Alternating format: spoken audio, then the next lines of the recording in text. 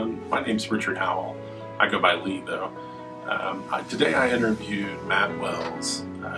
He also goes by the nickname Monk, and so you may kind of see where I'm going here. If you're familiar with a lot of the local restaurants here in town, there's a place affectionately known as Monk's that's right there off of Mission and Tharp. It's technically called Wells Brothers now, and I'll get a little bit more into that. They also own Midtown Caboose. He runs that with his brother Adam Wells.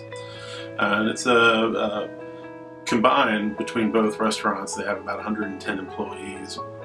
So I met up with them earlier this morning, July 8th, around 8:30, and spent a few minutes with them just kind of figuring out what is behind the success of Midtown Caboose and Monk's, and both of them are running it together as family members, and I think you'll find some really interesting information, and hopefully anybody who's interested in opening a similar restaurant or any kind of endeavor can learn from these lessons that they've taken away from both restaurants.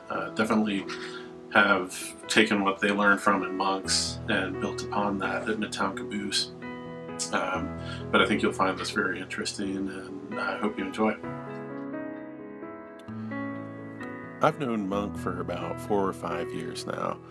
We met through his wife, who is a co-worker with my wife at Leon County Schools. When we found out her husband owned Monk's, we were so excited because we had been going there for years before we had all known each other. About a year after we had gotten to know one another, Matt's wife announced her pregnancy with their daughter, Reagan. I'm the owner of a wedding and portrait photography business here in town called Rhowell Photography, and so we ended up spending a lot of time together photographing her maternity progression, newborn photos, birthday parties, and all sorts of other fun events once Reagan arrived. This also roughly coincided with about the same time that Matt and Adam began to undertake the endeavor of transforming what once was Paradise Bar and Grill into the now wildly successful Midtown Caboose. In the next few minutes of footage here, you will get to hear from Monk himself what led him down this path, and how the success of Wells Brothers paved the way for the development of Midtown Caboose. All right, well, thanks, Matt, for letting me do this. No problem. Pick your brain. So tell me a little bit about yourself before Monk's came along, like what got you into cooking and food. Oh, I started working in the restaurant business when I was 14 or 13. My mom was managing a place in Michigan, and I started as a busboy. Yeah. And then I pizza cook, line cook, server, bartender. I worked there all through high school. Yeah. And then even a little bit after high school. Okay. And that just kind of led to more jobs in the industry when I left. Yeah. Right before Monk's, I was managing a place in Greensboro, North Carolina, for about 7 years. It was a pretty similar concept to Monk's. Yeah. That was before you came to Tallahassee? That was before I came here, yeah. And then I moved here with an idea in mind to try to do something with my brother, but we didn't really know what. Yeah. He was managing the place that was Monk's previous to it being Monk's, and when they closed down, our opportunity just kind of popped up. Yeah. And we ran with it. Right. So that used to be the main ingredient there? The main ingredient, yeah. Okay. Yeah, that was one of my questions, was how you guys decided to pick that location. But he basically ran out of business while my brother was still the general manager, the owner that had the money, lived in California. So he hired my brother basically to show it to prospective buyers or leasers or whatever. Okay. And nobody wanted it. Really? So just at some point, my brother thought that we could just get in with really nothing, because we didn't have anything. Yeah. We didn't have a startup fund. We didn't have anything. Wow. And he was good enough friends. The guy allowed us to move in based on, we'll pay you $1,000 a month for the price that we agreed to pay for all the equipment and whatnot. And then we took over their lease, and that was it. We borrowed a little bit of money from my sister for startup, just to paint, and buy some TVs, and build a bar. What little we could do. So you guys formally are called Wells Brothers at Monk's, even though everybody knows it as Monks. How did that like? That was a lesson that we learned, and when we opened, we searched the Florida database to pick a DBA, which we picked Monks because that was my nickname at the time. It still is. Right. And it was granted to us, so we were new business owners. We didn't look any farther. Right. And it turned out that there's another Monks Bar and Grill in Wisconsin, and they had 2 restaurants. They were actually pretty similar in concept. And it was burgers and beers, and we were burgers and beers. Right. But they had a nationwide patent on the name, which doesn't pop up when you search a state database for some reason. Right. And we really had no option other than to pay them, which is what they wanted, was for us to pay them. Right. It wasn't worth it. At that point, we were already so established that we changed the sign and we changed the name, and it never skipped a beat. Right. Yeah. I think everybody just kind of, no matter what, people still call it Monks. Right. Exactly. I guess, what is your current business structure? Is it a LLC or a corporation or a partnership? Hunter Gardner Incorporated was the name that we started Monks under. Okay. The caboose is a complete different entity, I guess, under the Wells Brothers blanket now. Yeah. But it's an LLC. It's Midtown Caboose LLC. They're completely separate of each other. Okay. So how would you say you positioned your success with Monks to prepare for Midtown Caboose? That was kind of like the base for establishing Midtown, would you say? It definitely helped us, I think, just take off in this location. Yeah.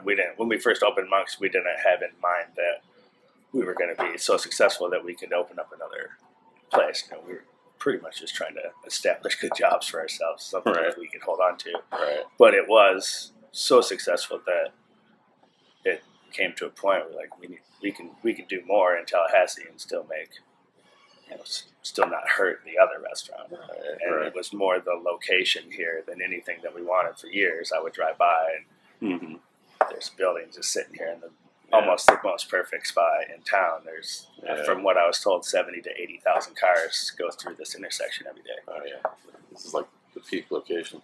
And we looked at it, and it was really beat up, and the owner at the time wasn't willing to put any money into it, and we passed on it. Yeah. And then they had a deal here with some lady, I think, from Fort Myers, who wanted to do a seafood place here. They had it. She signed an agreement, and she ended up backing out of it at the last minute. And then they came back to us and said, "Okay, let's start over." Yeah. And they agreed in principle to do enough remodeling that we were okay with moving in with the condition that it was in. And we signed a lease. We got a good deal on it because they weren't really going to do that much work, but once they got into it, they realized that they just had to start over, and that was very lucky for us. Yeah. They came at us with, "Hey, do you want to pitch in a little bit more money, and knock this building down and start over and get your dream?" Basically, we then got to design this entire building. Within parameters of what it had to be for permitting and whatnot. Right. There was like some existing wall. It had to basically stay in the same footprint of the old place because it couldn't be a rebuild. It had to be a remodel. Yeah. This is like coding. It worked out where every wall is new. Yeah. So how would you say your day-to-day operations here run in terms of staffing in both restaurants, and how you and Adam are involved in that process? Well, they both run about the same. We open at 11 at both places. The cooks will generally show up at 8, sometimes earlier, maybe on Friday morning, because deliveries come before that. But it's anywhere from 4 to 7 cooks will show up at 8 a.m. to start prepping the food. Almost everything that we serve is made here, so they need to. It takes a long time to get food hot and make bacon and make various other things, chili, Right. salsa, pasta salad, whatever you might need. And then at 10, the servers come in, usually 3 to 5, just depending on what day it is. Right. And they take about an hour to get ready, set up, make sure the floor is clean, make sure the bathrooms are clean, get the daily special boards written, just get it ready to go. Yeah. As far as where Adam and I come into play, he mostly does behind the scenes stuff. He pays all the bills. He does the banking. He gets the permits. He basically keeps us open, doing stuff that nobody sees anybody do. Right. Right. I, on the other hand, when I am working shifts, it's mostly in the kitchen and mostly at night. Yeah. So when we open, I'm not here, but we have other managers in place that have been with us for a long time and know what they're doing, and we trust them. Yeah. And some of those came from Monks to help you guys open Caboose here. Yeah, we did bring a couple people from Monks. The manager that I have here now at the Caboose, I managed in Atlanta, bred with him here before we ever opened Monks. So I've been working with him for almost a decade as a manager. Would you say there was like any hesitancy because it's a family business? Like brother, you guys get along well, I'm sure, but like brother, you have your days probably where like we have our days, but surprisingly, they've been very few and far between. We're almost the perfect combination of what he's good at is what I'm not so good at, and what I'm good at, he might necessarily not have a clue about. And we mesh well. We get along with even different types of people. So we can. It's worked out really great. Awesome. We've had some knockdown, drag out arguments, but 5 minutes after they're over, it's like it never happened. And it's just more venting than anything. It's a stressful business at times. How would you say Yelp and other social media sites come into play? Like, I would hope not very much. Because honestly, like there's no control of when someone goes on Yelp and writes a good or bad review, or you could pay people to go on Yelp and write good reviews for you. So to me, I don't put a lot of weight into it. I try to not even read them because I just get mad at the bad reviews that who knows what really happened or if they were even here. It's hard to put stock in some of that stuff. People that have a bad experience, it drives them more to go on there and put it on there. But the hundreds of people every day that have good experiences just expect that, and they get it and they come back, and they're not going to go on the internet and be like, "Ooh, I had that." Some people they're not leaving their feedback, which is probably the most important. So I don't know. They kind of aggravate me, but I don't put a lot of stock into it, and it hasn't. I mean, maybe you lose some customers over it. If you're a struggling restaurant and you get a bad review, it might hurt. But we've been lucky enough to be busy since we opened, and it's staying that way, and we have a following. If you lose a couple customers here and there, you just have to let them go. Would you say, like, ultimately your plan would be to hopefully hand the restaurants off to Reagan or your daughter Reagan? Or if she wants to? Yes and no. I mean, at the point where she would even be old enough for that, both the restaurants would have been around for 18 to 25 years. So who knows? And who knows what the two that we have now will lead to. I mean, if she grows up and loves the restaurant business and wants to run them, by all means, they would be hers. Or if my brother has kids, which he doesn't yet. But it's a plan to take care of her. But maybe not have her run them. Awesome. I saw you guys are like recently, it's probably been a while now, but you've started carrying Proof. And, Oyster City. How did that come to be? Like, what was the? Well, I think forever they weren't allowed legally to deliver beer. They couldn't sell it outside of their bars. I believe, and I may be wrong, but I believe in Florida, for some reason, they can't be their own distributor. They can't just keg their beer and buy their own delivery truck and hire their own delivery guys. They have to be carried by somebody. Okay. And I think that, I don't know what company it is, Brown Distributing, Cone, which is the Miller, or Trigo, which is Budweiser. One of them had to pick them up. I gotcha. And at that point, they then spread their beer all over the city. Yeah. And maybe, South or Northeast Florida. I'm not sure how far it goes. But. Awesome. Do you ever see Monks or Midtown Caboose going and spreading out to other cities, or? It's possible. Yeah. Who knows? Once we get to the point where all of the loans that we took out to open this place are paid off, which surprisingly is closing in fast. We've only been open a year. Nice. It will definitely lead to some other venture. Yeah. I mean, it might not be a restaurant. Right. No, it's not. Yeah. We'll figure that out when it goes. Yeah. Yeah. Awesome. What's your process when you hire a new employee? Like, what do you look for in someone that you can trust? And Well, I don't think you ever know that you can trust somebody when you hire them. You just have to kind of, at least personally, if your resume is clean and you can spell and you just come across as someone who can handle the normal everyday workload, right. And then it's just a feel. Yeah. Sit down and talk to somebody, and right. I could tell a bullshitter, and some guy that actually wants to just come in and work, which is really the bottom line. If you want to come in and work hard, and you're smart enough to learn what we do, that's all. Right. That's all you really need to be. Right. Right. In this business, I mean, I'm sure in other businesses you have to be qualified to do this, and this. But this is a restaurant, and this takes initiative. It takes someone who will come in and will work hard without being told that, hey, you need to work hard, and someone that's smart enough to pick up your concept. Right, exactly. And that's it. Have you ever had to handle any internal or external theft from either business? A little bit, and it's just termination. Yeah. Immediately. Yeah.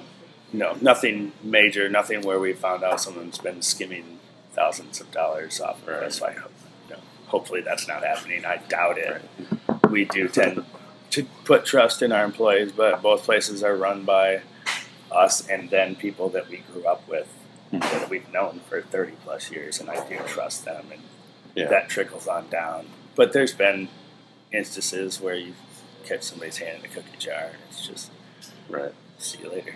So many restaurants come and go in Tallahassee. What do you think makes Monks in Midtown a success? Separates them from everybody else? I like to say I don't know, but I do and I don't know. For some reason, we just immediately were popular. We were hit. Monks almost immediately became like the staple place for FSU students to go to. A lot of it is we have really good food, and I'll eat all over town, and it's hard to find really good food. And the last couple of years, there've been a lot of new restaurants open, and it is getting better. But man, it was dry when I moved here. It was hard to go out to eat. I'll agree. And going to somewhere that wasn't high end, where you were spending $20 to $25. If you went somewhere else, it was just tough to find quality food. Right. And it's competitively priced. We have huge portions. A female college student that goes there is getting 2 meals every time.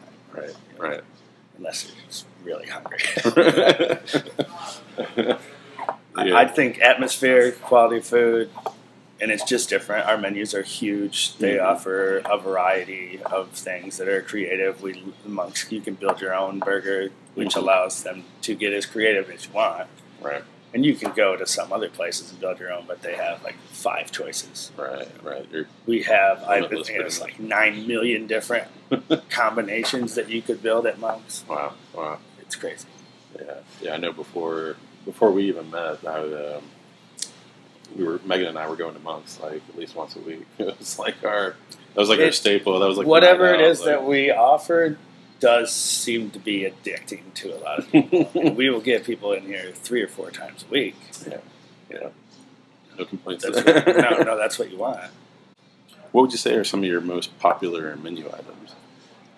Oh, the lip smacker, which we carry a version of at both places. There's just, I think there's the jam comes on it automatically here, and it doesn't come on it there. It's a peanut butter burger with bacon, cheddar, and people like to put jelly on it or jam. But burgers in general, both places have tons of things that aren't burgers, but the burgers rule. We sell a lot of burgers. But as far as like one being more popular than the other, there's not really one besides Lip Smacker that I would say is like the number one burger. We sell. Right. They do pretty good, all of them. That one's pretty awesome. What are some burgers that didn't make the cut that you tested out but just didn't? That's a good question. I don't know if any burgers didn't make the cut. They were all too good to not. They were all had their purpose. Like we have the s'mores burger, which was awesome. Questionable as whether that would be an acceptable thing to put on your menu. It has chocolate and bacon and marshmallows on it. And it probably isn't up there with the number one sellers, but it's still worth it to me to have it on the menu because of shock value alone. That people will be like, oh, wow, look at this. And everyone's like, oh, look at this. And then maybe they all get it and share it just to say they tried it. It's sweet. It's good. I like it, but it's hard to eat a whole one. Right. But I don't know that there were some things that we tried here. We tried to do deep fried mashed potato balls that were inspired by a restaurant in Destin, McGuire's Brewery. And they had them, and we just couldn't figure out. We even called there and asked them how they made them, and they told us. And it must be like it just whatever we tried didn't work, and we pulled them off before we opened. There might have been a couple other things I don't even remember. We had too many side choices when we opened here, so we cut about 5 or 6 of them, but not because they wouldn't have worked. It was just too much. Too much to do in the morning. Too many things. Too many choices. So then they weren't all getting used enough. If you're going to sell something, you have to sell it enough to where it is gone before it goes bad. You can't be throwing food out in the restaurant business. Exactly. What's your personal favorite on the menu? That's a good question. I tend to build my own. I call it the Monk Garbage Burger. It has sourdough, burger, Gouda cheese, chili, fried egg, bacon, red onions, peanut butter, and railroad sauce, which is a spicy mayo. I might have to try that one It's out. really good. Can you ask for that? Or both places are pretty amenable to whatever you want, on or off the menu. If you can describe what you want to the server, they'll relay it to the kitchen. It's like the secret menu items that they. You can pretty much get anything you want as long as we have the items to build it. Right. What would you say is the best piece of advice you could give someone going into business for themselves? That everything falls on you. Like it has to fall on you. You have to drive the business to succeed. You have to be the eyes on the people that you have working for you. You have to make sure that they're doing things your way, and that your way is actually the right way. You can't just be like, this is my way, but your way sucks. You have to figure out yourself what works, and then spread that to your employee base. And at the same time, be fair with them so they respect you. It just, everything falls back on you. You have to know that it's you, it's your business. That's why you went into business for yourself. And I think a lot of people are like, oh, I want to go into business myself so I can be my own boss. But then they're not willing to put in work that it takes, and it doesn't succeed.